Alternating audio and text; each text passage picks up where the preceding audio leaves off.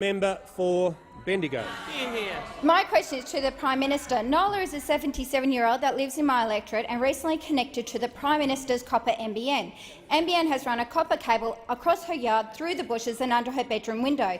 Nola was told to be careful when mowing to avoid cutting the cable. When the Prime Minister has a premium speed NBN connection, why should people like Nola have to suffer with his inept copper NBN?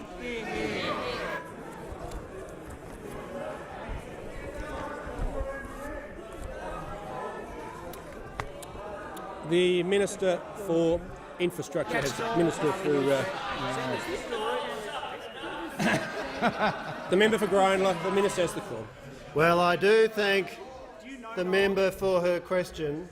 Well, once again, she's drawing a contrast with the HFC, which is, as we've consistently said, a first-rate form of broadband, and Labor seems to be complaining that the HFC is able to deliver a speed of 100 megabits per second, as it is, I'm pleased to say, for the Prime Minister and for many thousands of other customers. 411,000 HFC customers, many of them able to access, all of them able to access, and many of them choosing to access 100 megabits per second. It does raise the question, what is Labor's plan for the NBN? What is Labor's plan for the NBN? Because we really have no idea.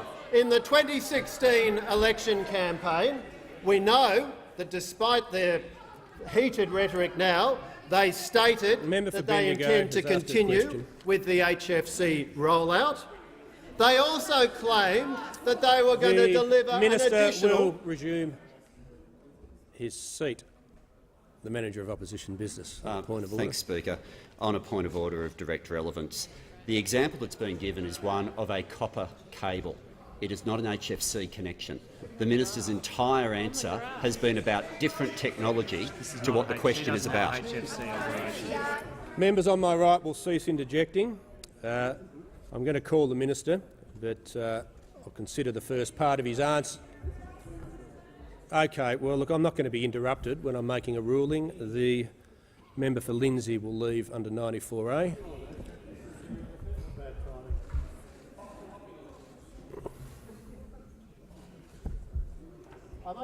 No, we'll just wait till the member for Lindsay leaves.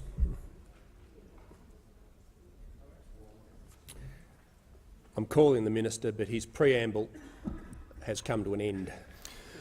I make the point to the House that policy in this area needs to determine the appropriate mix of HFC, fibre to the premises, fibre to the node, fibre to the curb, and that is what the Turnbull government has been focused on, so we can roll this out for $30 billion less and more quickly, getting the whole network delivered by 2020.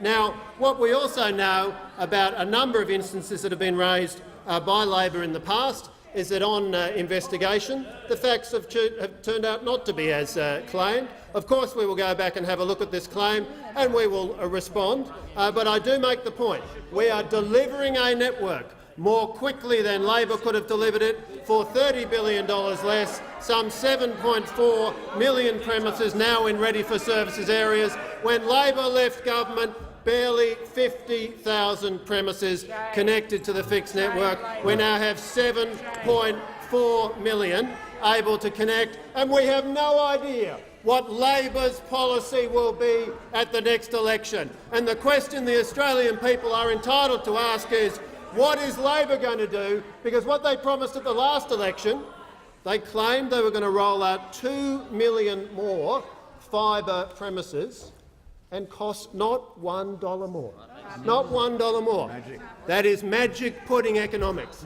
That is a completely implausible, utterly incredible claim, and there's no doubt that the member for Blaxland is deeply relieved not to be the shadow minister anymore, so he doesn't have to defend that particular ridiculous policy.